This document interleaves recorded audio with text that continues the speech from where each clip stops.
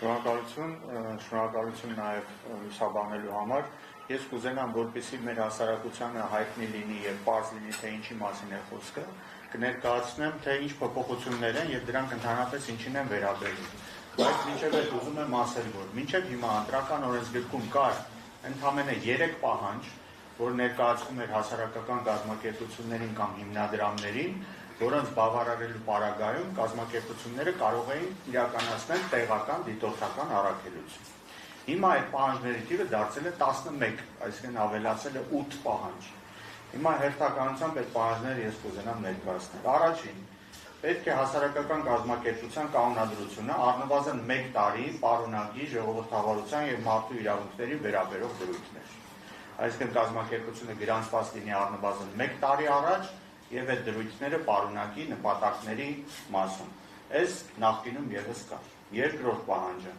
առաքելության անվանումը, այն առաքելության, որով հասարակական կազմակերպությունը կամ հիմնադրամը հանդես է գալու,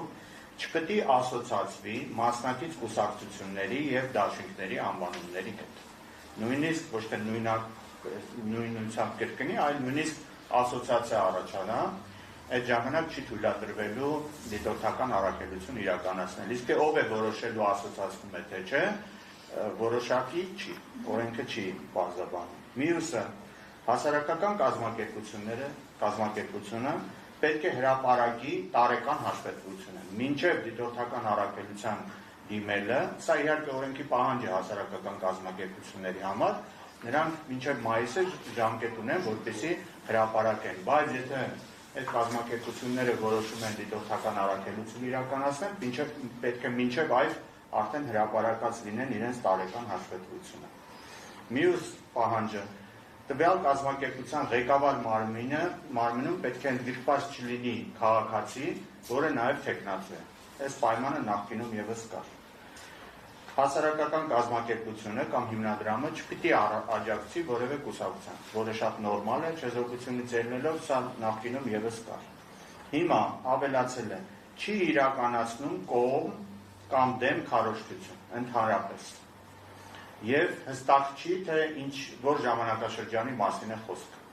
Հասկանում եք, ոչ թե գրանցվելուց հետո, որովհետև հստակ ասվում է, որ եթե կազմակերպությունը երբևէ բառը իհարկե ես եմ ավելացնում, իրականացրել է քարոզչություն որևէ կուսակցության կողմ կամ կուսակցության դեմ, եւ այդ կուսակցությունը հիմա մասնակցում է ընտրություններին, այդ առաքելությունը չի գրանցվելու։ Իսկ նորից եմ ասում, թե երբ այդ որոշակիությունը եւս օրենքը չի տալիս։ Մյուսը պետք է բացահայտի այդ կազմակերպությունը իր ֆինանսական աղբյուրները, այսինքն որտեղից ֆինանսներ, որպեսզի նա իրականացնի դիտորդական առաքելություն։ Ընդ որում, եթե դիտորդական առաքելություն իրականացնելու ընթացքում պարզվում է, օրինակ, ինչ-որ փոփոխություն է լինում, օրինակ լրացուցիչ գումար է ստանում կազմակերպությունը, այդ մասին անմիջապես պիտի հայտնի կենտրոնական ընտրական հանձնաժողով։ Մյուսը դիմում ներկայացնելը նախկինում մինչև քվեարկությունից առաջ 10 օր, այսինքն քվեարկությունը լինում էր օրինակ ամսի 20-ին, մինչև ամսի 10-ը դիտորդական առաքելությունը կարող է դիմում ներկայացնել, հավատարմագրվել եւ իրականացնել դիտորդական առաքելություն։ Հիմա դա նույն օրն է լինելու ինչ որ կուսակցությունների գրանցման վերջին օրը։ Այսինքն ահագին ավելի շուտ պետք է լինի դիմում ներկայացնելը։ Հաջորդը դիտորդների վարքագծի կանոնները, որոնք նախկինում պահանջվում էին, որ յուրաքանչյուր կազմակերպություն ունենա, հիմա այդ կանոնները պետք է ներկայացվեն կենտրոնական ընտրական հանձնաժողով եւ կենտրոնական ընտրական հանձնաժողովը հրապարակի իր էլեկտրոնային կայքում։ Հավատարմագրման մասին դիմումը կենտրոնական ընտրական հանձնաժողով ներկայացնելու պահից տվյալ կազմակերպությունը պիտի հետևի չեզոքության եւ ուշադրություն հրապարակայնորեն որևէ դիրքորոշում չպիտի արտահայտի, որևէ,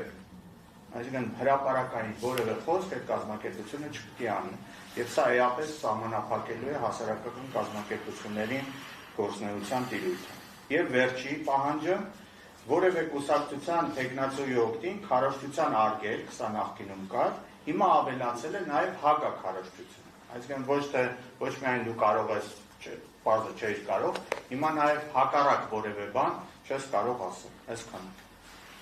Շնորհակալություն, ես ամենը հավելեմ այստեղ, որ քարոզչության եւ